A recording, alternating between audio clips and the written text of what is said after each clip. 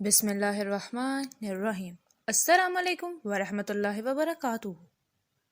Welcome to the next episode of four great planners.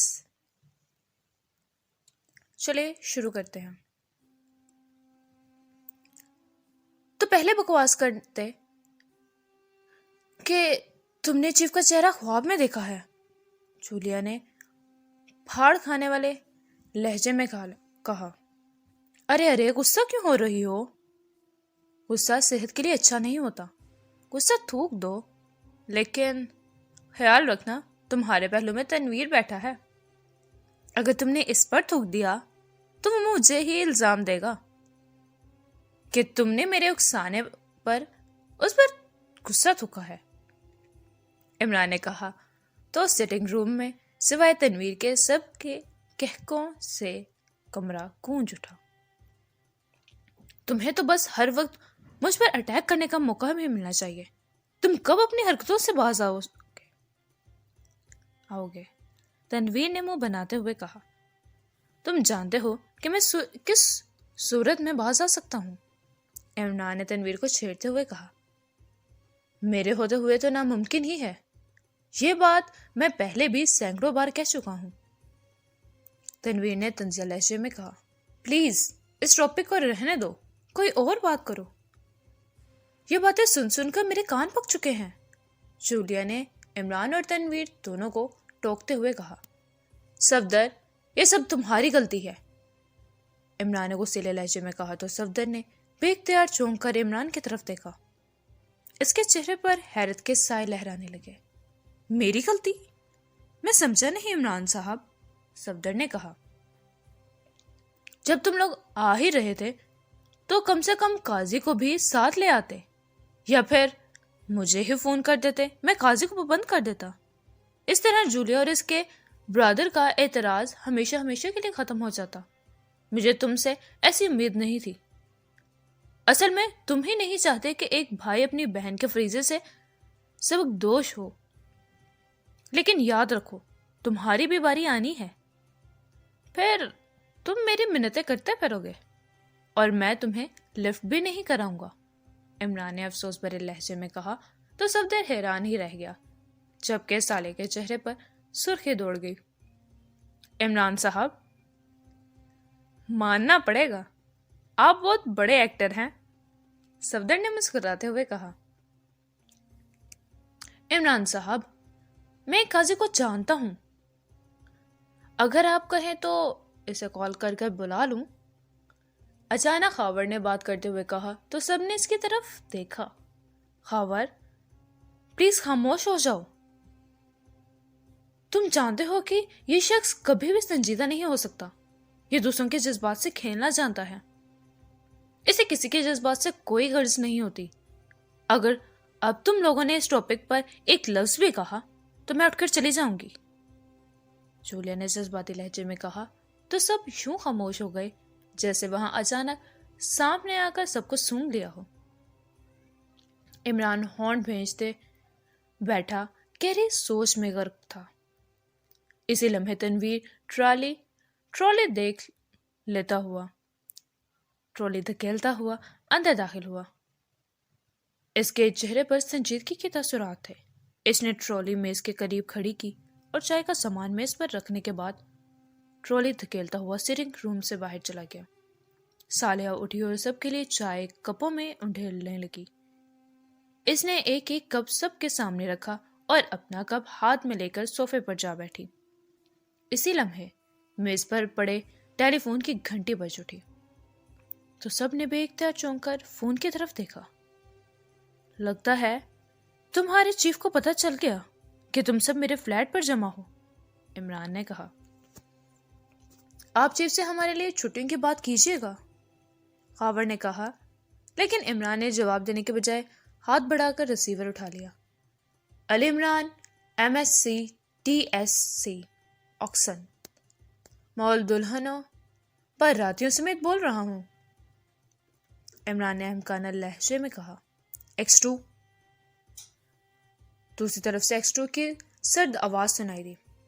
اگر آپ X2 ہیں تو میں X1 ہوں، خیر فرمائیے، آپ نے کس لیے X1 کو یاد کیا؟ بائی دا وے، اگر آپ کو پتہ چل گیا ہے کہ دلہن و باراتی یہاں کس لیے جمع ہے تو آپ میرے گواہ بن سکتے ہیں۔ آپ کے گواہ بننے پر مجھے بہت خوشی ہوگی، بلکہ آپ کا نام گینیس بک میں بھی لکھا جائے گا کہ آپ نے… عمران کی زبان رواں ہو گئی۔ اس نے لاؤڈ کا بٹن پریس کر دیا تھا۔ عمران، حد میں رہ کر بات کیا کرو، میرے پاس تمہارے فضول گفتگو سننے کا وقت نہیں ہوتا، X2 نے گراتے ہوئے لہجے میں کہا تو عمران سہم گیا۔ اس کے انداز پر سب کے چہروں پر مسکراہٹ دوڑ گئی۔ تو آپ میری فضول گفتگو سننے کے لیے وقت نکال لیا کریں نا۔ خشک باتیں کر کے آپ بھی خشک ہو چکے ہیں، بلکہ خشکی جب دماغ پر چڑھ جاتی ہے تو دماغ کا کام کرنا چھوڑ دیا جاتا ہے۔ عمران بھلا کہاں باز آنے والا تھا؟ عمران، اگر اب تم نے فضول بکواس کی تو میں تمہیں شوٹ کروا دوں گا، X2 نے سرد لہجے میں کہا تو سب کو اپنی ریڑھ کی ہڈی میں سرسراہٹ دوڑتی ہوئی محسوس ہوئی۔ X2 کا لہجہ اس قدر سرد ہوتا کہ سب کو اپنا خون خشک ہوتا ہوا محسوس ہوا، لیکن عمران نہ جانے کس مٹی کا بنا ہوا تھا، وہ X2 کو بھی نہیں بخشتا تھا۔ شوٹ چیف، پلیز ایسا نہ کیجیے گا، ورنہ میری دلہن شادی سے پہلے ہی بیوہ ہو جائے گی، پلیز، عمران نے گھبراتے ہوئے لہجے میں کہا تو پھر دوبارہ مجھ سے مذاق کرنے کی کوشش نہ کرنا، ورنہ تمہارے لیے اچھا نہیں ہوگا، X2 نے بددستور سرد لہجے میں کہا۔ میں وعدہ نہیں کرتا، لیکن کوشش کروں گا، عمران نے جواب دیتے ہوئے کہا۔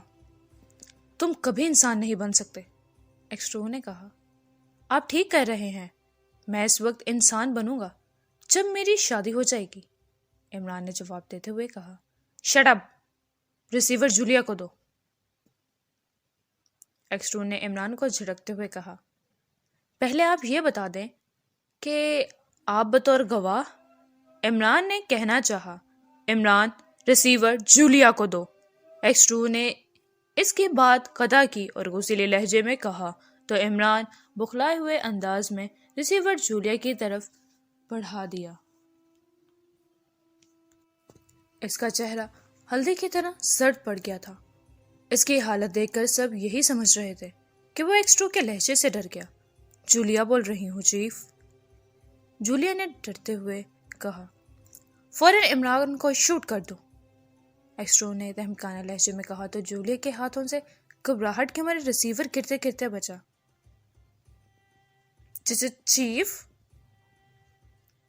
جولیا کچھ کہنا چاہتی تھی، لیکن خوف کے مارے اس سے بولا نہیں جا رہا تھا۔ باقی سب ساتھی دم بخود بیٹھے ہوئے تھے۔ اٹس مائی آرڈر، عمران کو شوٹ کر دو۔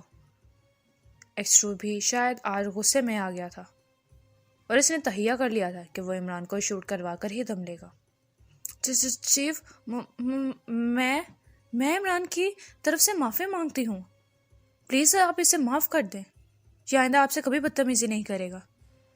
اگر اس نے بدتمیزی کی تو میں خود اسے شوٹ کر دوں گی، پلیز چیف اسے معاف کر دیں، جولیا نے منت بھرے لہجے میں کہا۔ جولیا، تم اس انسان کی سفارش کر رہی ہو جو ہر وقت تمہارے جذبات سے کھیلتا رہتا ہے۔ خیر، تم اگر سفارش کر ہی رہی ہو تو میں اسے معاف کر دیتا ہوں، لیکن اسے سمجھا دینا اگر اس نے آئندہ مجھ سے بدتمیزی کی تو وہ دن اس کی زندگی کا آخری دن ہوگا۔ X2 نے اس بار نرم لہجے میں بات کرتے ہوئے کہا تو جولیا کا ستا ہوا چہرہ شکلک ہل اٹھا۔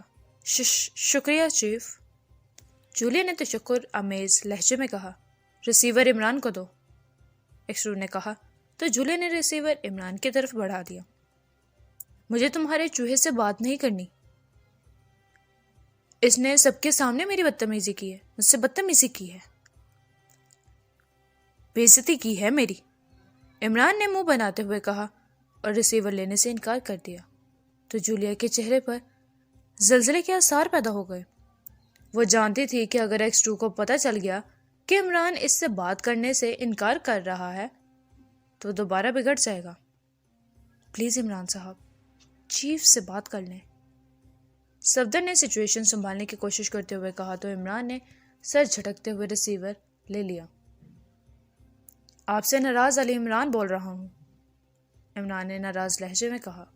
اگر تم ناراض ہو جاتے تو مجھے کوئی فرق نہیں پڑے گا۔ میری بات غور سے سنو۔ آج رات کی فلائٹ سے تمہیں مصر روانہ ہونا ہے۔ مشن کے متعلق پہلے ہی تمہیں بریف کیا جا چکا ہے، اس لیے دوبارہ بتانے کی ضرورت نہیں۔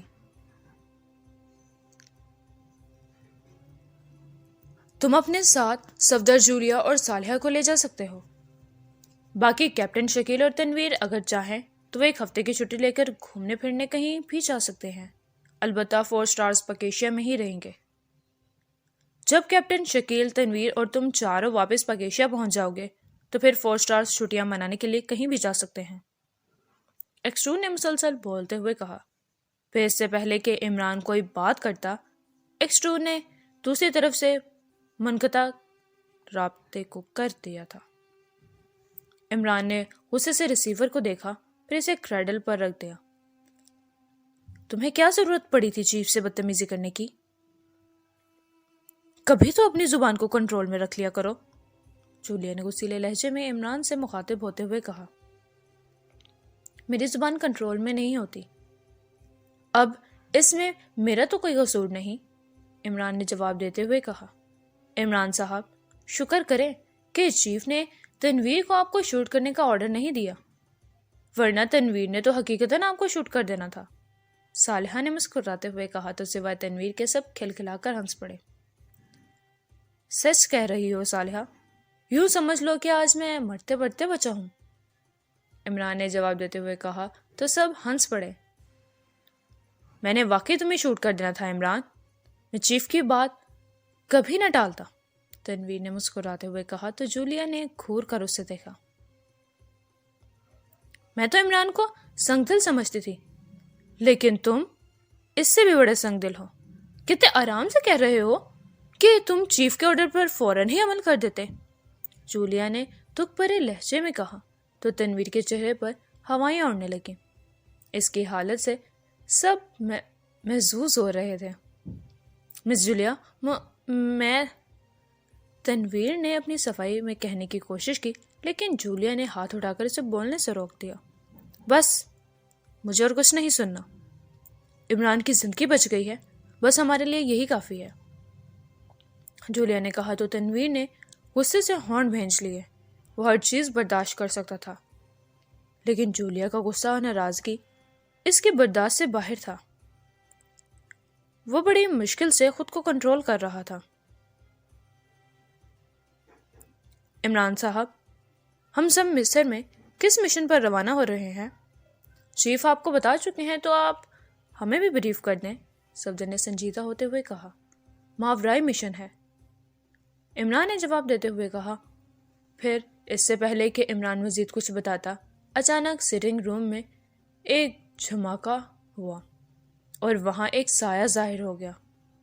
سایہ کو دیکھ کر عمران سمیت سبھی بے اختیار اچھل کر کھڑے ہو گئے۔ کون ہو تم؟ سامنے آؤ، عمران نے تیز لہجے میں کہا۔ عمران، میں پروفیسر زالمون کی خاص طاقت زاپا ہوں۔ مجھے تمہارے پاس پروفیسر زالمون نے خاص پیغام دے کر بھیجا ہے۔ اس نے کہا کہ اگر تم اپنی اور اپنے ساتھیوں کی زندگی چاہتے ہو تو مصر کا رخ مت کرنا، ورنہ تم سب کی زندگی ختم ہو جائے گی، سائے نے بھاری لہجے میں جواب دیتے ہوئے کہا تو عمران کے چہرے پر غصے کے تاثرات ابھر آئے۔ میں تمہارے پروفیسر زالمون کا پابند نہیں ہوں، تم جا کر اسے میرا پیغام دے دو کہ اگر اس نے شرافت سے ہمارے حوالے ممی نہ کی اور اپنے شیطانی عزائم سے باز نہ آیا تو پھر میں اس کا وہ حشر کروں گا کہ مرنے کے بعد بھی اس کی روح میرا نام سن کر کانپتی رہے گی، عمران نے غراتے ہوئے کہا۔ سائے نے اس بار کوئی جواب نہ دیا بلکہ ایک جھماکے سے وہاں سے غائب ہو گیا۔ کیپٹن شکیل، تم اور تنویر تو سیر سپاٹے کا پروگرام بناؤ جبکہ ہم مشن پر روانہ ہونے کی تیاری کرتے ہیں۔ اور 4 سٹارز، تم حوصلہ مت ہارنا، ہمارے واپس آتے ہی تم چاروں بیر سیر سپاٹے کرنے چلے جاؤ گے، عمران نے سنجیدہ لہجے میں کہا تو سب نے اسبات میں سر ہلا دیا۔ ایک گول میز کے ارد گرد پروفیسر آبدی اور پروفیسر زیدی کے ساتھ وہ چاروں بھی بیٹھے تھے۔ میز پر ایک کافی بڑا کاغذ پھیلا ہوا تھا جس پر احرام کی تصویریں تھیں، لیکن ان میں کوئی بھی احراموں کی طرف متوجہ نہیں تھا۔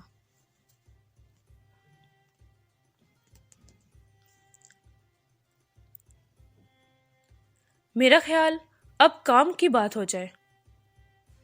پروفیسر آبدی، آپ احرام مقاریہ کے بارے میں بریف کریں، پروفیسر زیدی نے کہا اور پروفیسر آبدی کی طرف متوجہ ہوئے۔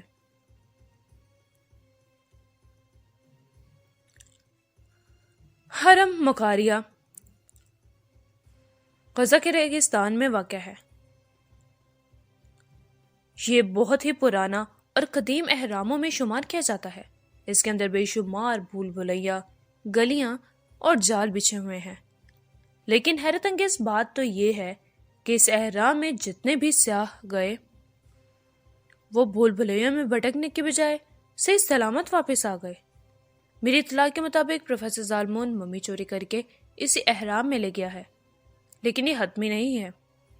ممکن ہے یہ افواہ بھی ہو سکتی ہے، اور یہ بھی ہو سکتا ہے کہ یہ سچ بھی ہو۔ آپ دونوں کو حرم مقاریہ میں داخل ہو کر ممی کی تلاش کرنی ہے، پروفیسر آبدی نے تفصیل سے بات کرتے ہوئے کہا تو میجر پرمود اور کرنل ڈیوڈ نے اسبات میں سر ہلا دیا۔ ہمیں اس احرام تک پہنچنے میں کتنا وقت لگ سکتا ہے اور ہم وہاں کیسے پہنچیں گے؟ میجر پرمود نے پوچھا۔ اس احرام تک پہنچنے میں آپ کو زیادہ سے زیادہ 6 گھنٹے لگ سکتے ہیں۔ رہی وہاں تک پہنچنے کی بات، تو میرے پاس جیپ ہے جس میں آپ ریگستان میں سفر کرتے ہوئے اس احرام تک پہنچیں گے۔ ممکن ہے پروفیسر ظالمون آپ لوگوں کو روکنے کے لیے شیطانی طاقتوں کو بھیجے۔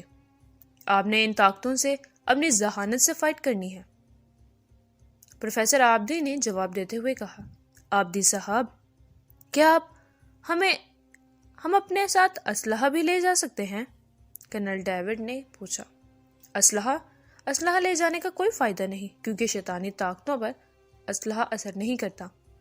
البتہ آپ خنجر لے جا سکتے ہیں، ان سے آپ کو شیطانی طاقتوں کو فنا کرنے میں آسانی ہوگی، پروفیسر آبدی نے کہا تو کرنل ڈیوڈ نے اسبات میں سر ہلا دیا۔ پروفیسر صاحب، اگر حرم مقاریہ میں ممی نہ ہوئی تو؟ تمثیلہ نے پوچھا تو پروفیسر آبدی اس کی طرف متوجہ ہوئے۔ اگر اس احرام میں ممی نہ ہوئی تو پھر آپ کو اس احرام سے نکل کر دوسرے احرام میں جانا پڑے گا۔ ممی تو آپ کو ہر صورت تلاش کرنی پڑے گی، ورنہ ہمارے ساتھ ساتھ آپ بھی پروفیسر ظالمون کے قہر کا شکار ہو جائیں گے، پروفیسر آبدی نے جواب دیتے ہوئے کہا۔ پروفیسر صاحب، میں چاہتا ہوں کہ آپ ہمیں صرف مصر کے فرعون کے حوالے سے بھی بریف کریں تاکہ ہماری معلومات میں اضافہ ہو، میجر پرمود نے اپنی دلچسپی کے لیے پوچھا۔ ہاں، کیوں نہیں؟ یہ تو بہت اچھی بات ہے۔ ایک تحقیق کے مطابق مصر میں 32 خاندان گزرے ہیں اور ان کے فرعین کی تعداد 272 بتائی جا چکی ہے۔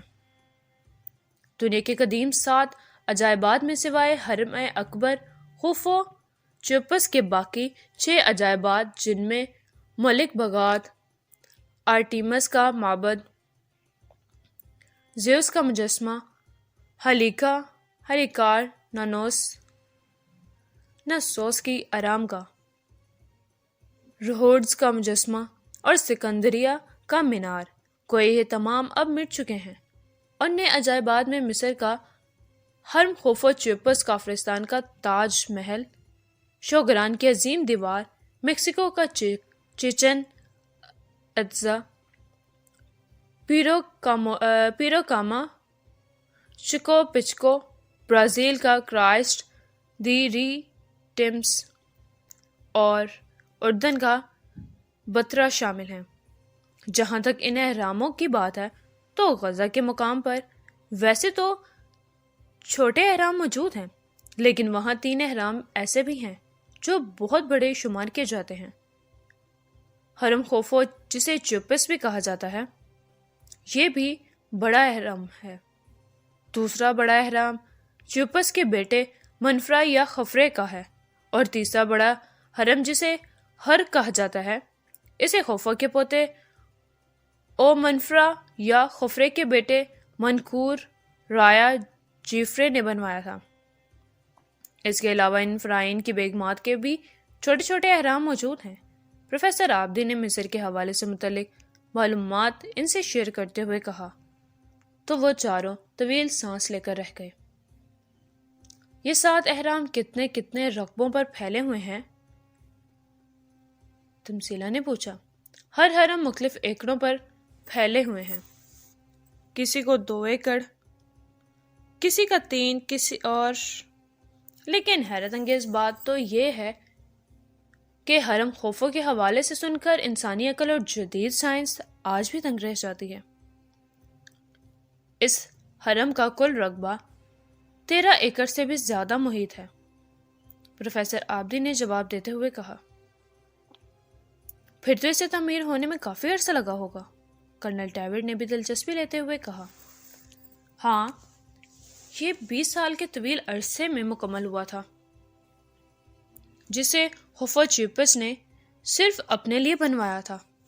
اس حرم کی تعمیر کے لیے دور دراز کے علاقوں سے پتھر منگوائے گئے اور 20 ٹن سے لے کر 50 ٹن کے وزنی پتھر بلاکس کی صورت میں ترتیب سے اس حرم میں لگائے گئے تھے، جبکہ اس دور میں کوئی خاطر خواہ انتظام بھی نہیں تھا۔ تحقیق کرنے والوں کے بیان کے مطابق اس کی تیاری میں 24 لاکھ پتھر استعمال ہوئے۔ حرم خوفو کی بلندی شروع میں 181 فٹ بلند تھی، لیکن پھر مصر میں ایک دفعہ شدید زلزلہ آیا جس کی وجہ سے 30 فٹ کی بلندی ٹوٹ گئی تھی، اور حرم خوفو کی طرح تمام اہرام تکون کی شکل میں اوپر کی طرف چلے گئے۔ آپ کی معلومات کے لیے مزید بتاتا چلوں کہ حرم اکبر کے بارے میں کہا جاتا ہے کہ اسے خوف کے دانشور ذہین وزیر ہیمون یا ہمامون نے اپنی نگرانی میں تعمیر کروایا تھا۔ اور حیرت انگیز بات تو یہ ہے کہ حرم خوفو کی ایک دیوار جب ماہرین نے پیمائش کی تو وہ 9131 انچ اونچی سیدھی لائن تھی، اور جب چاروں دیواروں کا ٹوٹل کیا تو جدید سائنس نے آج کے شمس کے دنوں کی تعداد بتائی، وہ چاروں دیواروں کا ٹوٹل 365.24 بنتی تھی۔ اس طرح ایک لحاظ سے آج سے تقریباً 5000 برس پرانے مصریوں نے سال، مہینوں اور دن کا حساب کتاب لگایا تھا۔ اور اسی طرح زمین کی اوسط بلندی جو سطح سمندر سے ماپی جاتی ہے، اس جدید دور میں صرف سیٹلائٹ یا کمپیوٹرز کے ذریعے ہی معلوم کی جا سکتی ہے، وہ بھی 449 انچ ہے، جو کہ عین اہرام کی بلندی کے مطابق ہے، جس سے ظاہر ہوتا ہے کہ آج سے تقریباً 5000 برس پہلے اس دور میں اہرام بنانے والے انجینئرز علم فلکیات اور ریاضی کے فنون سے بھی واقفیت رکھتے تھے۔ اتنے وزنی بلاکس کو کیسے اتنے خوبصورت طریقے سے بنایا گیا کہ انسانی عقل آج بھی دنگ ہے۔ دریائے نیل میں کشتیاں چلیں اور سینکڑوں میل دور سے پتھر کاٹ کر لائے گئے اور محض بازوؤں کے سہارے ان اہراموں کی تعمیر ہوئی، پروفیسر آبدی نے جواب دیتے ہوئے کہا تو وہ چاروں ہی حیران رہ گئے۔ دنیا کا سب سے پہلا حرم کون سا ہے؟ کافی دیر سے خاموش بیٹھی کیپٹن ماریا سمون نے پہلی بار گفتگو میں حصہ لیتے ہوئے سوال کیا۔ کہا جاتا ہے کہ دنیا کا سب سے پہلا حرم سکاریا کا حرم ہے، پروفیسر آبدی نے جواب دیا۔ ابو الہول کے مجسمے کے بارے میں کیا معلومات ہیں؟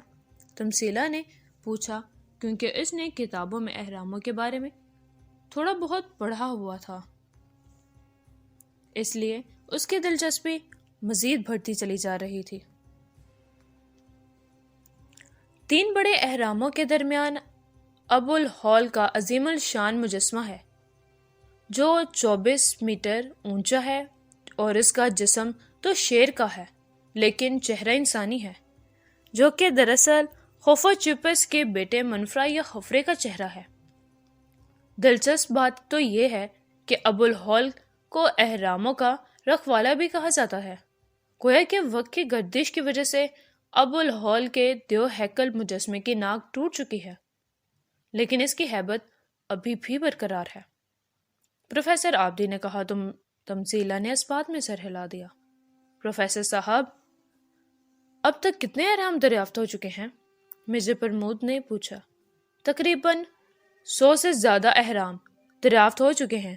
ابھی بھی مصر کی پراسرار زمین میں نئے اہراموں کے دریافت ہونے کا سلسلہ جاری ہے، پروفیسر آبدی نے کہا۔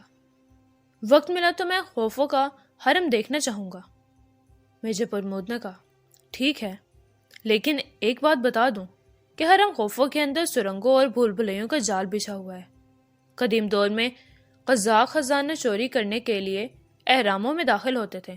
اہرام کے اندر ایسے کئی راستے ہیں جو آگے بند ہو جاتے ہیں، اور بے شمار قزاق ان بھول بھلیوں کی وجہ سے اور راستہ نہ ملنے کی وجہ سے تڑپ تڑپ کر مر گئے ہیں۔ اس کے باوجود قزاقوں نے خوفو کے حرم میں گھس کر خزانے چوری کر لیے تھے، پروفیسر آبدی نے جواب دیتے ہوئے کہا۔ پھر انہوں نے میز پر سے منرل واٹر کی بوتل اٹھائی اور گلاس میں پانی بھرنے لگے۔ پانی پینے کے بعد وہ دوبارہ ان چاروں کی طرف متوجہ ہو گئے۔ اگر حرم مکاریہ کے متعلق بھی کچھ بتا دیتے تو ہمیں وہاں تک پہنچنے میں آسانی ہو جاتی، مرزا پرمود نے کہا۔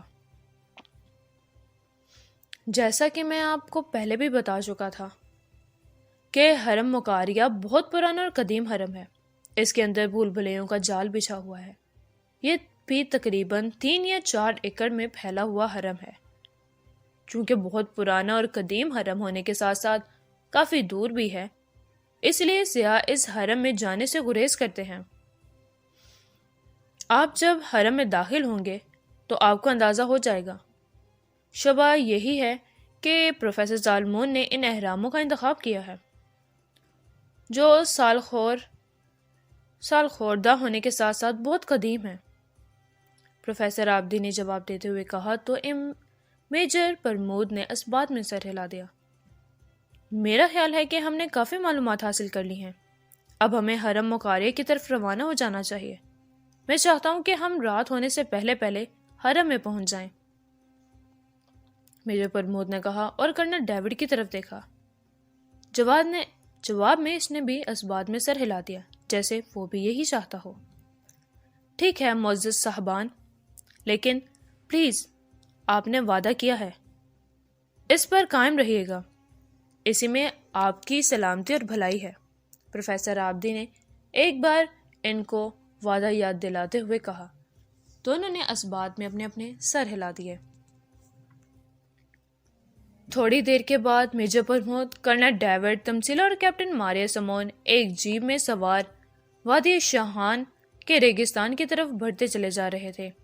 روانگی سے پہلے پروفیسر زیدی نے نقشے کی مدد سے انہیں حرم مکاریہ تک لے جانے والے راستوں کے متعلق بریف کر دیا۔ ساتھ ہی انہوں نے حرم مکاریہ کی نشانی بھی بتا دی تھی۔ اس کے علاوہ وہ انہیں ایک خنجر بھی دے دیے تھے تاکہ وقت ضرورت وہ ان خنجروں سے کام لے سکیں۔ جیپ کشادہ اور صاف ستھری سڑک پر مناسب رفتار سے دوڑتی ہوئی آگے بڑھتی چلی جا رہی تھی۔ وہ اس وقت آبادی سے دور نکل آئے اور پہاڑی علاقے میں سفر کر رہے تھے۔ ڈرائیونگ سیٹ پر میجر پرمود بیٹھا ہوا تھا، جبکہ سائیڈ سیٹ پر کرنل ڈیوڈ بڑے اکڑے ہوئے انداز میں براجمان تھا۔ تمثیلہ اور کیپٹن ماریا سمون پچھلی نشست پر بیٹھی ہوئی تھی۔ جیپ میں ایسے گمبھیر خاموشی داری تھی جیسے انہوں نے ایک دوسرے سے بات نہ کرنے کی قسم کھائی ہوئی ہو۔ کیا ہم اسی طرح خاموش بیٹھے رہیں گے کرنل ڈیوڈ؟ اچانک میجر پرمود نے کرنل ڈیوڈ کی طرف دیکھتے ہوئے پوچھا۔ تو اس نے بھی گردن موڑ کر اس کی طرف دیکھا۔ تو ہم کیا باتیں کریں؟ کرنل ڈیوڈ نے جواب دینے کے بجائے سوال کر ڈالا۔ دیکھو کرنل ڈیوڈ، ہم اس وقت ایک دوسرے کے جانی دشمن نہیں بلکہ ایک دوسرے کے دوست ہیں، اور اکٹھے ہی ہمیں اپنے مشترکہ دشمن کی سرکوبی کے لیے نکلے ہیں۔ اس لیے میرا خیال ہے کہ ہمیں ماضی کو پس پش ڈال دینا چاہیے، میجر پرمود نے سنجیدہ لہجے میں کہا۔ پھر اس نے اسٹیئرنگ گھما دیا اور جیپ میں روڈ پر آگے جانے کے بجائے دائیں طرف والی ذیلی سڑک کی طرف کار کو موڑ دیا۔ کیا ہم ماضی کو بھول سکتے ہیں میجر؟ کرنل ڈیوڈ نے طنزیہ لہجے میں استفسار کیا۔ تمہاری بات درست ہے کہ ہم ماضی کو نہیں بھول سکتے، لیکن فی الحال ہم نے پروفیسر زیدی اور پروفیسر آبدی سے وعدہ کیا ہے، اس لیے چند دنوں کے لیے ہی صحیح ہمیں دوست بن جانا چاہیے۔ ویسے اگر دیکھا جائے تو تم لوگوں نے بھی ہمیں مارنے اور ہمارے ملک کو نقصان پہنچانے میں کوئی کسر نہیں چھوڑی۔ اگر ہم اسی طرح ماضی کی باتوں کو ذہن میں رکھ کر کام کریں تو میرا خیال ہے کہ پھر ہمیں پروفیسر زالمون کے عطاب کا شکار ہونے سے کوئی نہیں بچا سکتا، میجر پرمود نے سنجیدہ لہجے میں کہا۔ تو کرنل ڈیوڈ نے ہارن بھینچ لیے۔ تمسیلا اور کیپٹن ماریا سمون بھی خاموش بیٹھی میجر پرمود اور کرنل ڈیوڈ کی باتیں سن رہی تھی۔ البتہ کبھی کبھی وہ ایک دوسرے کو غصیلی نظروں سے گھورنے بھی لگتی تھی۔ چونکہ پروفیسر صاحبان نے ان کے ہاتھ باندھ دیے تھے، اس لیے دونوں مجبور تھیں، ورنہ ایک دوسرے پر جھپٹنے کے لیے پنجے جھاڑے بیٹھی تھی۔ ٹھیک ہے میجر، میں ماضی کی باتوں کو بھلانے کے لیے بھرپور کوشش کرتا ہوں، لیکن یہ یاد رکھنا، اگر کبھی بھی کسی دوسرے مشن میں ہمارا ٹکراؤ ہوا تو میں تمہیں مارنے میں ذرا بھی رحم نہیں کھاؤں گا، کرنل ڈیوڈ نے جواب دیتے ہوئے کہا۔ تو میجر پرمود نے کے چہرے پر طنزیہ مسکراہٹ رنگ گئی۔ بالکل ٹھیک ہے کرنل، لیکن ایک بات ہمیشہ ذہن میں رکھنا، جب تک میرا اللہ نہیں چاہے گا تم میرا بال بھی بیکا نہیں کر سکو گے۔ بہرحال اب ہمیں ماضی کی باتیں نہیں کرنی چاہیے اور حال کے حوالے سے لائحہ عمل طے کرنا ہے، میجر پرمود نے اس بات میں سر ہلاتے ہوئے کہا۔ تو کرنل ڈیوڈ نے بھی سر ہلا دیا۔ شادی کب کر رہے ہو؟ میجر پرمود نے خوشگوار لہجے میں پوچھا۔ ملکی ذمہ داریاں اتنی زیادہ ہو گئی ہیں کہ فی الحال شادی کے لیے وقت نہیں ہے، جب وقت ملا تو دیکھا جائے گا، کرنل ڈیوڈ نے نرم لہجے میں کہا۔ کیا شادی کے لیے کسی لڑکی کا انتخاب بھی کیا ہے یا ابھی یہ بات بھی باقی ہے؟ میجر پرمود نے پوچھا۔ تو کیپٹن ماریا سمون کا دل زور زور سے دھڑکنے لگا۔ نہ جانے اسے یہ کیوں امید پیدا ہو گئی تھی کہ جیسے کرنل ڈیوڈ اسی کا نام لے گا۔ کرنل ڈیوڈ نے بیک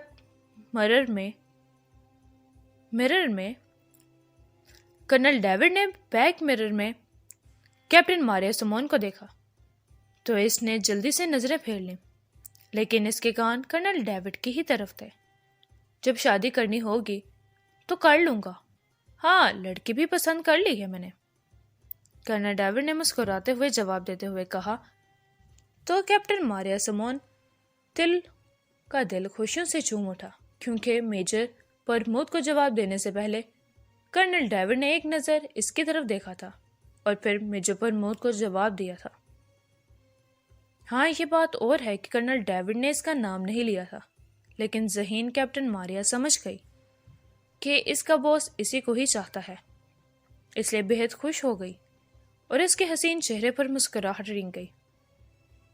ویسے by the way Major Pramod, ہم بے شک ایک دوسرے کے دشمن ہیں، لیکن میں جانتا ہوں کہ تم اپنی منگیتر لیڈی بلیک کو بہت زیادہ چاہتے ہو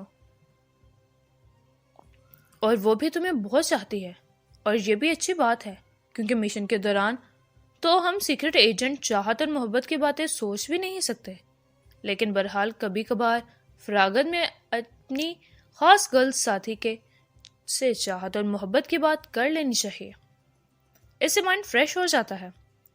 تمہارے اس بارے میں کیا خیال ہے؟ کرنل ڈیوڈ نے بھی مسکراتے ہوئے کہا۔ تو اس کی بات سن کر تمثیلہ کے حسین چہرے پر مسکراہٹ رنگ گئی، کیونکہ کرنل ڈیوڈ نے اس کی اور میجر پرمود کی محبت کی باتیں کی تھی۔ شاید تم ٹھیک کہہ رہے ہو، ویسے تمہارے مذہب میں تو یہ بات شاید ہے یا نہیں مجھے معلوم نہیں، لیکن اکثر دیکھا گیا ہے کہ تم یہودی اور کرسچنز بھی شادی سے پہلے ہی مرد اور ان کی گرل فرینڈ اکٹھے رہتے ہیں، ایک دوسرے سے ہر قسم کا تعلق بھی قائم رکھتے ہیں۔ حالانکہ یہ تو غلط ہے، میجر پرمود نے کہا۔ ہاں میجر پرمود، تم درست کہتے ہو۔ یورپ اور اکریمے کے بعد اسرائیل میں بھی ایڈوانس پسندی بہت آ چکی ہے، اور واقعی شادی سے پہلے ہی ہمارے ہم مرد اور ان کی گرل فرینڈز اکٹھے رہتے ہیں اور جسمانی تعلق بھی استوار کر لیتے ہیں، لیکن یہ ہمارا مذہب ہرگز نہیں کہتا۔ حد سے زیادہ ایڈوانس پسندی کی وجہ سے یہ سب ہو رہا ہے، کرنل ڈیوڈ نے کہا۔ تو میجر پرمود نے بھی اس بات میں سر ہلا دیا۔ ارے لڑکیوں، تم بھی آپس میں بات چیت کرو، تم دونوں کو دیکھ کر یوں لگ رہا ہے جیسے سیٹ پر تمہارے بت رکھ دیے گئے ہوں، میجر پرمود نے بیک وقت بیک میرر میں دیکھتے ہوئے زیر لب مسکرا کر کہا۔ تو اس کی بات سن کر تمثیلہ اور کیپٹن ماریا سمون کے چہروں پر مسکراہٹ رنگ گئی۔ دونوں نے ایک دوسرے کی طرف دیکھا، پھر تمثیلہ نے ہی ہاتھ ملانے میں پہل کی۔ کیپٹن ماریا سمون بھی پیچھے نہیں رہی، اس نے بھی تمثیلہ سے گرم جوشی سے ہاتھ ملایا، پھر وہ دونوں بھی باتیں کرنے میں مصروف ہو گئیں۔ اسی طرح وہ چاروں مسلسل سفر کرتے ہوئے شام سے ذرا پہلے ہی ریگستان میں پہنچ گئے۔ یوں محسوس ہو رہا تھا کہ وہ جیسے وہ ریگستان میں نہ ہو بلکہ خشک سمندر میں ہو۔ ہر طرف ویرانی، سنسنی اور خاموشی پھیلی ہوئی تھی۔ انسانی آبادی کا دور دور دور تک نہیں نظر آ رہا تھا۔ یہاں سردیوں اور گرمیوں میں موسم ایک جیسا ہی رہا کرتا تھا۔ یہاں بارش بھی بہت کم ہوتی تھی، اس لیے درجہ حرارت بھی بہت زیادہ ہوا کرتا تھا۔ تحت نگاہ ایسی کوئی بھی جگہ دکھائی نہیں دے رہی تھی جہاں دھوپ سے بچنے کے لیے پناہ لی جا سکے۔ اس کے علاوہ وہ اس صحرا میں زہریلے حشرات الارض بھی کثرت سے پائے جاتے تھے۔ کیونکہ جیب طاقتور ریگستانوں میں چلنے والی تھی، اس لیے میجر پرمود اطمینان کے ساتھ جیپ چلاتا آگے بڑھتا چلا جا رہا تھا۔ سورج غروب المغرب ہو رہا تھا، اس لیے اب آہستہ آہستہ اندھیرے راج کرنے کا وقت شروع ہوتا چلا جا رہا تھا۔ جیسے جیسے جیپ آگے بڑھتی رہی، نہ صرف اندھیرا بڑھنے لگا بلکہ اہراموں کے آثار بھی دکھائی دینے لگے تھے، جو سر اٹھائے کھڑے تھے۔ ان کی بناوٹ بالکل ویسی ہی تھی جیسی پروفیسر آبدی نے ان کی نقشہ کشی کی تھی۔ انہیں اب حرم مکاریہ کی تلاش تھی، جس کی پہچان کے لیے پروفیسر آبدی نے نشان بھی بتا دیا تھا۔ وہ مسلسل 1 گھنٹہ ریگستان میں سفر کرتے رہے۔ رات کا اندھیرا چاروں طرف پھیل چکا تھا اور وہاں موت کا سناٹا اور ویرانی پھیلی ہوئی تھی۔ میجر پرمود اور کرنل ڈیوڈ کے درمیان یہ طے پایا کہ انہیں آرام کرنے کے بجائے حرم مکاریہ کی تلاش جاری رکھنی چاہیے۔ جیسے ہی حرم مکاریہ دکھائی دے گا تو رات کا باقی حصہ وہ خیمہ لگا کر آرام کریں گے اور صبح کسی بھی وقت حرم مکاریہ میں داخل ہو جائیں گے۔ ابھی انہوں نے تھوڑا ہی سفر کیا تھا کہ اچانک جیپ کی رفتار ہلکی ہو گئی اور کچھ دور جانے کے بعد رک گئی، تو وہ چاروں ہی بے اختیار چونک پڑے۔ جیسے ہی عمران اپنے ساتھیوں کے ساتھ قاہرہ کے سلور ہوٹل کی لوبی میں داخل ہوا تو بے اختیار چونک پڑا۔ دوسرے ہی لمحے وہ آنکھیں پھاڑ کر سامنے یوں دیکھنے لگا جیسے اس نے دنیا کی کوئی انوکھی چیز دیکھ لی ہو۔ سامنے ہی ایک میز کے گرد کافرستان کا سب سے معروف اور مقبول اور عظیم سراغ رساں کرنل فریدی اور زیرو فورس کا سیکنڈ چیف ہریش اور دوان کے ساتھ روزہ اور انسپکٹر ریکھا کرسیوں پر بیٹھے چائے پینے میں مصروف تھے۔ کافرستان کی معروف سیکرٹ تنظیم زیرو فورس کا اصل چیف تو ظاہری بات ہے کرنل فریدی خود ہی تھا۔ کو ہوٹل میں دیکھ کر عمران پر حیرتوں کے پہاڑ ٹوٹ پڑے تھے۔ ارے یہ تو پیر مرشد ہیں، عمران نے بڑبڑاتے ہوئے کہا۔ عمران، کیا کہہ رہے ہو؟ اور یہ تم اچانک چلتے رک کیوں گئے ہو؟ جولیا نے عمران کی طرف دیکھتے ہوئے پوچھا۔ وہ بھی عمران کے پاس پہنچ کر رک گئے تھے، لیکن ان میں سے کسی نے کرنل فریدی یا اس کے ساتھیوں کی طرف نہیں دیکھا تھا۔ وہ سامنے دیکھو، عمران نے اشارہ کرتے ہوئے کہا تو جولیا، صالحہ اور صفدر تینوں بے اختیار چونک کر ادھر دیکھنے لگے جدھر عمران نے اشارہ کیا تھا۔ اوہ، یہ تو کرنل فریدی صاحب ہیں، صفدر نے چونکتے ہوئے کہا۔ ان کے ساتھ کیپٹن حمید دکھائی نہیں دے رہا؟ وہ تو ہر وقت ہی ان کے ساتھ چپکا رہتا ہے۔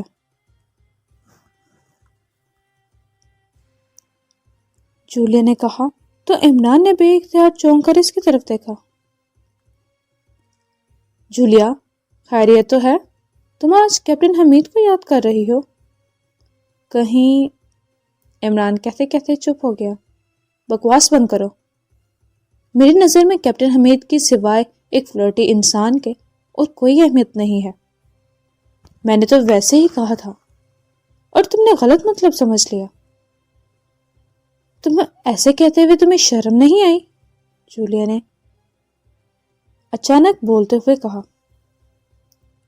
شرم ہوتی تو آتی نا، وہ بھلا کہتے ہیں نا کہ جس نے کی شرم اس کے پھوٹے کرم۔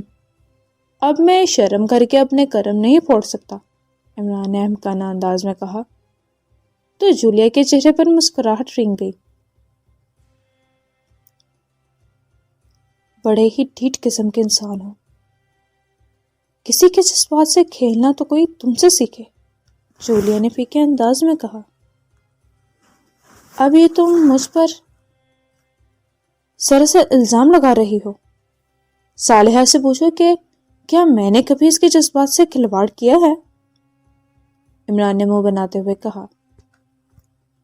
تم صالحہ کی بات مت کرو، وہ تمہاری بہنوں جیسی ہے، جولیا نے ڈبٹنے والے انداز میں جواب دیتے ہوئے کہا۔ بہنوں جیسی نہیں، بہن ہے، عمران نے تصحیح کرتے ہوئے کہا۔ کیا میرے بارے میں کوئی بات ہو رہی ہے؟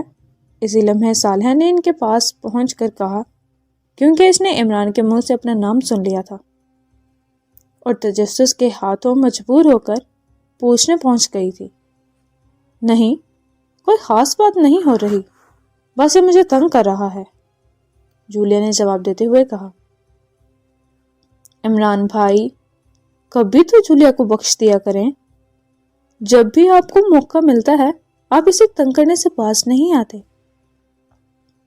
آپ کو شاید اندازہ نہیں ہے، یہ آپ کی محبت میں تنویر کو بھی گھاس نہیں ڈالتی، صالحہ نے مداخلت کرتے ہوئے کہا۔ اس کے پاس گھاس ہوگی تو ڈالے گی نا، عمران نے کہا تو جولیا نے گھور کر اسے دیکھا۔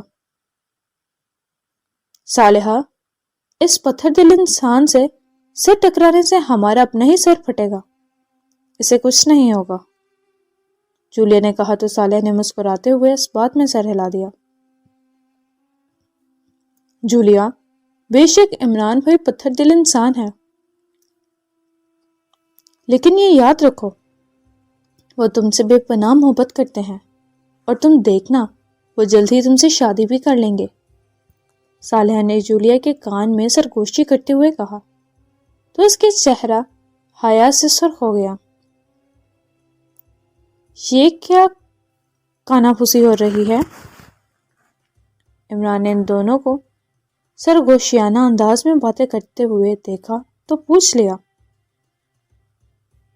کوئی خاص بات نہیں ہے عمران بھائی، صالحہ نے جواب دیا۔ اب یہاں کھڑے رہو گے یا آگے بھی بڑھو گے؟ مجھے بے حد تھکاوٹ ہو رہی ہے، میں کچھ دیر آرام کرنا چاہتی ہوں، جولیا نے عمران سے پوچھا۔ ہم یہاں آرام کرنے نہیں آئے، عمران نے کہا۔ ارے ہاں، یاد آیا، تم نے ہمیں مشن کے حوالے سے کچھ بھی نہیں بتایا. بتاؤ ہم یہاں کس سلسلے میں آئے ہیں؟ جولیا نے جواب دیتے ہوئے کہا. سارے راستے عمران نے تینوں کو یہ نہیں بتایا تھا کہ وہ مصر کس مشن پر جا رہے ہیں. چونکہ وہ عمران کی عادت سے واقف تھے اس لیے کسی نے بھی اس سے مشن کے متعلق نہیں پوچھا تھا. وہ جانتے تھے کہ عمران مشن کے حوالے سے بتانے کے بجائے اٹھ پٹانگ باتیں کر کے انہیں تنگ کرے گا. کیا میں یہیں کھڑے کھڑے مشن کے حوالے سے بتا دوں؟ چلو کیا یاد کرو گے؟ صرف اتنا بتا دیتا ہوں کہ ہم یہاں ممی کی تلاش میں آئے ہیں. عمران نے کہا تو یہ سب بے اختیار چونک پڑے. ممی؟ ممی کی تلاش؟ کیا مطلب؟ کیسی ممی؟ کیا ہم اتنی دور سے مصر میں صرف ممی تلاش کرنے آئے ہیں؟ جولیا نے حیرت بھرے لہجے میں کہا. صالح اور صفدر بھی چونک کر عمران کی طرف دیکھ رہے تھے. ہاں ہم یہاں ممی کی تلاش میں آئے ہیں. باقی باتیں بعد میں بتاؤں گا. فی الحال تو کرنل فریدی نے مجھے دیکھ لیا ہے اس لیے ان کے پاس چلتے ہیں. آؤ. عمران نے کہا اور کرنل فریدی کی میز کی طرف بڑھتا چلا گیا تو ساتھی بھی مسکراتے ہوئے اس کے پیچھے چل پڑے. السلام علیکم ورحمۃ اللہ وبرکاتہ. عمران نے میز کے قریب پہنچ کر اونچی آواز میں کرنل فریدی کو سلام کرتے ہوئے کہا. کرنل فریدی نے بھی اپنی سیٹ سے اٹھ کر کھڑا ہوا اور سلام کا جواب دیتے ہوئے وہ بڑی گرم جوشی سے عمران سے ملا تو حریش نے بھی چونک کر ان کو دیکھا اور خوش دلی سے صفدر سے گلے ملا اور روزہ اور انسپیکٹر ریکھا بھی خوشی سے اٹھ کر جولیا اور صالحہ سے گلے ملی. ارے ارے پیر مرشد بس کریں ورنہ میری ہڈیاں اور پسلیاں ٹوٹ جائیں گی. عمران نے چلاتے ہوئے کہا تو کرنل فریدی نے مسکراتے ہوئے اسے چھوڑ دیا. عمران یوں لمبے لمبے سانس لینے لگا جیسے وہ کافی دور سے بھاگتا ہوا آیا ہو. کرنل فریدی کے تینوں ساتھی دلچسپ نظروں سے عمران کی طرف دیکھ رہے تھے. کیسے ہو برخوردار؟ کرنل فریدی نے عمران سے پوچھا. تھوڑی دیر پہلے تو میں بالکل ٹھیک تھا لیکن جب آپ نے گلے سے لگایا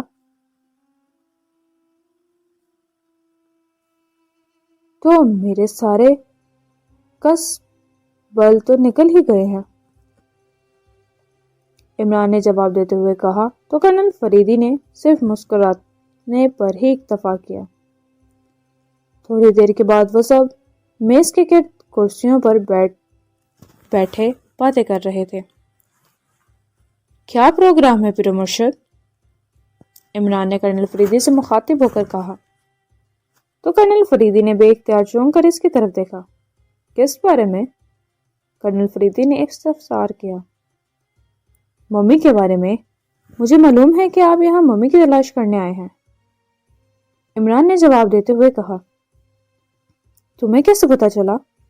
کرنل فریدی کے لہجے میں حیرت تھی. حالانکہ انہیں عمران کے بارے میں معلوم تھا کہ اسے دنیا بھر کی ساری خبریں ہوتی ہیں پھر بھی انہوں نے اسے پوچھ لیا تھا. آپ نے خود ہی تو بتایا تھا پیر مرشد. عمران نے جواب دیا تو کرنل فریدی کے چہرے پر حیرت کے تاثرات ابھر آئے. میں نے تمہیں کب بتایا تھا برخوردار؟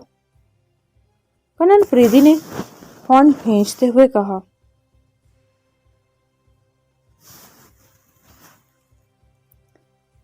رات جب میں جہاز میں سفر کر رہا تھا تو دوران سفر مجھے نیند آ گئی.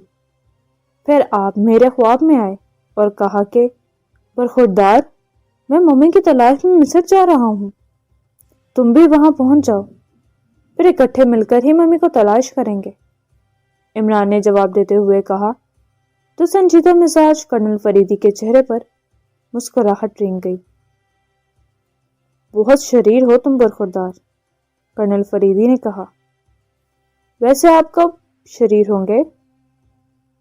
بیچاری روزہ مجھے تو اس پر بے حد ترس آتا ہے. بیوقوف لڑکی. دل بھی اس سے لگا بیٹھی جس نے ساری زندگی شادی نہیں کرنی. عمران نے افسوس بھرے لہجے میں کہا۔ اس کے چہرے پر تعصب کے تاثرات ابھر آئے۔ جولیا کے بارے میں تمہارا کیا خیال ہے؟ تمہارے فراق میں تو اس کی جوانی ڈھلتی جا رہی ہے، لگتا ہے بیچاری تمہارا انتظار کرتے کرتے ہی بوڑھی ہو جائے گی۔ میرا مشورہ ہے کہ اب تم اپنا گھر بسا لو، تم بڑھاپے کی دہلیز پر قدم رکھ چکے ہو، کرنل فریدی نے ترکی بترکی جواب دیتے ہوئے کہا۔ تو عمران بے اختیار کھلکھلا کر ہنس پڑا۔ اس سے ہنستا دیکھ کر کرنل فریدی اور اس کے اپنے ساتھیوں کے علاوہ وہاں موجود لوگ بھی چونک کر اسے دیکھنے لگے۔ پھر اس سے پہلے کہ ان کے درمیان مزید کوئی بات ہوتی، اسی لمحے پروفیسر بشیر زیدی اور پروفیسر خلیل آبدی اکٹھے ہی لوبی میں داخل ہوئے اور باقاعدہ انداز میں اور باوقار انداز میں چلتے ہوئے ان کی میز کی طرف بڑھنے لگے۔ دونوں پروفیسر صاحبان کے استقبال کے لیے کرنل فریدی اور عمران اپنی اپنی کرسیوں سے اٹھ کھڑے ہوئے اور ان کے ساتھیوں نے بھی انہی کی تقلید کی۔ الیک سلیک کے بعد وہ سب کرسیوں پر بیٹھ گئے۔ ہم آپ دونوں سیکرٹ ایجنٹوں اور آپ کے ساتھیوں کو مصر میں خوش آمدید کہتے ہیں، پروفیسر آبدی نے مسکراتے ہوئے کہا۔ تو سب نے مشترکہ آواز میں شکریہ کہا۔ پھر اس کے بعد ہلکی پھلکی گپ شپ کے بعد پروفیسر زیدی اور پروفیسر آبدی انہیں پروفیسر ظالمون کے حوالے سے بریف کرنے میں مصروف ہو گئے۔ عمران، کرنل فریدی اور ان کے ساتھی بڑے غور سے پروفیسر صاحبان کی گفتگو سن رہے تھے۔ جب وہ عمران اور کرنل فریدی کو بریف کر چکے تھے تو خاموش ہو کر ان کی طرف دیکھنے لگے۔ اس کا مطلب ہے کہ ہمیں ممی کی تلاش میں اہراموں میں جانا ہوگا، کرنل فریدی نے سنجیدہ لہجے میں کہا۔ بالکل ایسا ہی ہے، پروفیسر ظالمون نے یقیناً کسی ایک اہرام میں ممی کو چھپایا ہوا ہوگا، پروفیسر آبدی نے جواب دیتے ہوئے کہا۔ یہ بھی تو ممکن ہے کہ پروفیسر ظالمون نے ممی اپنے پاس چھپائی ہوئی ہو، عمران نے بھی سنجیدہ لہجے میں کہا۔ یہ بھی تو ہو سکتا ہے کہ، لیکن پروفیسر ظالمون نے ایسا نہیں کیا ہوگا۔ اس کی وجہ یہ ہے کہ سوئی ہوئی ممیوں کو جگانے کے لیے ضروری ہے کہ چوری شدہ ممی کو ان ممیوں کے ساتھ ہی رکھا جائے، ورنہ پروفیسر ظالمون کا سارا عمل بیکار چلا جائے گا، اور ظاہر سی بات ہے وہ ایسے بالکل بھی نہیں چاہے گا۔ پروفیسر زیدی نے کہا تو سب نے اس بات میں سر ہلا دیا۔ میرے ذہن میں ایک سوال آیا ہے، جولیا نے کہا تو سب نے چونک کر اس کی طرف دیکھا۔ پوچھیں، پروفیسر آبدی نے کہا۔ جیسا کہ آپ نے بتایا کہ ہمیں اہراموں کا سفر کرتے ہوئے چوری شدہ ممی کو تلاش کرنا ہے، سوال یہ کہ پروفیسر ظالمون نے جو ممی چوری کی ہے اس کی نشانی کیا ہے؟ ہم اس ممی کو کیسے پہچانیں گے؟ جولیا نے کہا تو پروفیسر آبدی اور پروفیسر زیدی کے چہروں پر تحسین بھرے تاثرات ابھر آئے۔ مس جولیا نے بہت ہی اہم سوال کیا ہے، پروفیسر آبدی نے کہا۔ اس کا جواب میں دیتا ہوں۔ چوری شدہ ممی کی نشانی یہ ہے کہ وہ جس تابوت میں قید ہوگی اس کے پاس سرخ رنگ کی کتاب پڑی ہوئی ہوگی۔ وہ کتاب پروفیسر ظالمون نے رکھی ہوئی ہے۔ اس نے اس کتاب میں عملیات لکھے ہوئے ہوں گے، اور جب ممی کے جاگنے کا وقت آ جائے گا تو اس کتاب کا رنگ بلیک ہو جائے گا۔ آپ کو وہ کتاب بلیک ہونے سے پہلے ضائع کرنی ہوگی، تبھی پروفیسر ظالمون کا خاتمہ ہو سکے گا، پروفیسر زیدی نے جواب دیتے ہوئے کہا تو سب نے اس بات میں سر ہلا دیا۔ ٹھیک ہے پروفیسر صاحبان، ہم آج بلکہ ابھی سے اہراموں کا سفر شروع کر دیتے ہیں، اور آپ بے فکر رہیں، پروفیسر ظالمون کبھی بھی اپنے ناپاک مقصد میں کامیاب نہیں ہوگا، عمران نے یقین دہانی کراتے ہوئے کہا تو دونوں نے اس بات میں سر ہلا دیا۔ آپ کو ایک بات اور بھی بتانی تھی، پروفیسر آبدی نے کہا تو سب نے چونک کر ان کی طرف دیکھا۔ جی فرمائیے، کرنل فریدی نے کہا۔ بلغاریہ کے سیکرٹ ایجنٹ میجر پرمود اور اسرائیلی سیکرٹ سروس کا چیف کرنل ڈیوڈ اپنے اپنی ساتھیوں کے ساتھ چوری شدہ ممی کی تلاش میں اہراموں کے سفر میں جا چکے ہیں۔ پروفیسر عابدی نے جواب دیتے ہوئے کہا تو وہ سب ہی حیران رہ گئے۔ اوہ، وہ کب آئے؟ اور کیا وہ دونوں اکٹھے ہی ممی کی تلاش میں نکل پڑے ہیں؟ عمران نے حیرت بھرے لہجے میں کہا تو پروفیسر کے چہروں پر مسکراہٹ رنگ گئی۔ انہوں نے ایک دوسرے کی طرف دیکھا۔ جی ہاں، وہ دونوں اکٹھے ہی ممی کی تلاش میں وادی شاہان گئے ہیں۔ اصل میں میجر پرمود اپنے منگیتر کے ساتھ اپنے ایک عزیز کی شادی میں شرکت کے لیے آئے تھے، جبکہ کرنل ڈیوڈ اپنے ساتھی کے ساتھ مصر میں سیر سپاٹے پر نکلے تھے۔ یہ دونوں پروفیسر زالمون کے سحر کا شکار ہو گئے۔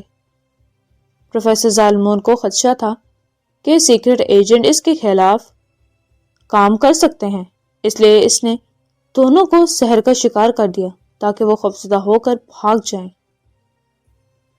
پروفیسر عابدی نے کہا اور پھر تفصیل سے بتا دیا۔ حیرت ہے، میجر پرمود اور کرنل ڈیوڈ دوست بن کر کام کر رہے ہیں، مجھے تو یقین ہی نہیں آ رہا، عمران نے حیرت بھرے لہجے میں کہا۔ یقین تو ہمیں بھی نہیں آیا تھا، لیکن بہرحال وہ دونوں اکٹھے کام کرنے پر مان ہی گئے، پروفیسر زیدی نے مسکراتے ہوئے کہا۔ کچھ دیر مزید بیٹھنے کے بعد دونوں پروفیسر وہاں سے چلے گئے اور عمران اور کرنل فریدی اہراموں کے سفر کے حوالے سے ڈسکس کرنے میں مصروف ہو گئے۔ کافی دیر ڈسکس کے بعد ان دونوں ایجنٹوں کے درمیان یہ طے پایا کہ عمران، جولیا، کرنل فریدی اور روزہ ایک اہرام میں جائیں گے، جبکہ صفدر، صالحہ، حریش اور انسپیکٹر ریکھا دوسرے اہرام کا سفر کریں گے۔ پروفیسر عابدی اور پروفیسر زیدی ان دونوں ٹیموں کے لیے پہلے ہی جیپوں کا بندوبست کر چکے تھے۔ دونوں جیپیں ہوٹل کی پارکنگ میں کھڑی تھی۔ پروفیسر عابدی نے اہراموں کے نقشے بھی ان دونوں ایجنٹوں کے حوالے کر دیے تھے۔ عمران اور کرنل فریدی نے ضروری سامان ساتھ لیا، باقی ہوٹل کے کمروں میں رکھ کر وہ اپنی اپنی جیپوں پہ بیٹھ کر مشن روانہ ہو گئے۔ سب سے آگے والی جیپ کی ڈرائیونگ سیٹ پر عمران بیٹھا ہوا تھا، کرنل فریدی سائیڈ سیٹ پر براجمان تھا، جبکہ جولیا اور روزہ پچھلی سیٹ پر بیٹھی ہوئی تھی اور آپس میں بات چیت کر رہی تھی۔ پچھلی جیپ کی ڈرائیونگ حریش کر رہا تھا، صفدر پیسنجر سیٹ پر بیٹھا ہوا تھا، جبکہ صالح اور انسپیکٹر ریکھا پچھلی سیٹ پر موجود تھیں۔ عمران اور کرنل فریدی دونوں چوری شدہ ممی اور پروفیسر سالمون کے حوالے سے ڈسکس کر رہے تھے۔ ان کی جیپیں دریائے نیل کے کنارے سے گزر رہی تھی۔ دریائے نیل عبور کرنے کے بعد عمران اور کرنل فریدی اپنی ساتھی لڑکیوں کے ساتھ سکندریہ شہر کے ریگستان کی طرف بڑھ گئے، جبکہ پچھلی جیپ میں سوار صفدر اور حریش اپنی ساتھی لڑکیوں کے ساتھ الاماریہ شہر کی طرف روانہ ہو گئے تھے۔ دریائے نیل اپنے اندر بے شمار محبت، نفرت، امن اور جنگ کی تاریخیں سمیٹے ہوئے تھا۔ اس عظیم اور قدیم دریائے نیل پر چند ساحروں نے بہت گندا کالا عمل کر دیا تھا، جس کی بنا پر مصر میں ہر سال پانی خشک ہو جاتا تھا، اور اسی خوفناک کالے عمل کی بدولت دریائے نیل ایک کواری دوشیزہ کی بھینٹ مانگتا تھا۔ جیسے اسے کواری دوشیزہ کی بھینٹ ملتی، وہ پھر رواں دواں ہو جایا کرتا۔ لیکن دین اسلام آنے کے بعد معجزاتی طور پر دریائے نیل پر وہ کالا عمل ختم ہو گیا تھا۔ دنیا کے سیاح مصر جاتے تھے تو وہ دریائے نیل پر ضرور جاتے۔ وہ لوگ شام تک سفر کرتے ہوئے بالآخر سکندریہ شہر کے صحرا میں داخل ہو گئے۔ شام رات میں ڈھل گئی۔ تا حد نگاہ ریت کا سمندر پھیلا ہوا تھا۔ کہیں بھی کوئی سایہ دکھائی نہیں دے رہا تھا۔ تپتی دھوپ میں ریت یوں چمک رہی تھی جیسے چاندنی پھیلی ہوئی ہو۔ چونکہ دونوں جیپیں صحراؤں میں چلنے والی تھی، اس لیے وہ بغیر رکے صحرا میں جیپ آگے دوڑاتے چلے گئے۔ اس صحرا میں کہیں کہیں جیپ کے ٹائروں کے نشانات بھی پائے گئے تھے، لیکن کچھ دور جانے کے بعد وہ نشانات ختم ہو گئے، کیونکہ ہوا کی بدولت ریت نے اڑ اڑ کر ان نشانوں کو مٹا دیا۔ عمران سمجھ گیا تھا کہ میجر پرمود اور کرنل ڈیوڈ بھی اسی صحرا سے حرم مکاریہ میں گئے تھے۔ ابھی انہوں نے تھوڑی دیر ہی سفر کیا تھا کہ اچانک انہیں سامنے ہی ریت کا طوفان سا اٹھتا ہوا دکھائی دیا۔ یوں لگ رہا تھا جیسے ریت کی دیوار خود بخود بلند ہونے کے ساتھ ساتھ تعمیر ہوتی جا رہی تھی۔ آج کے لیے بس اتنا ہی، ملتے ہیں انشاءاللہ نیکسٹ ایپیسوڈ میں۔ تب تک کے لیے اللہ حامی و ناصر، and don't forget like, share and subscribe my channel تاکہ آنے والا ہر نوٹیفیکیشن آپ تک وقت پر پہنچ سکے۔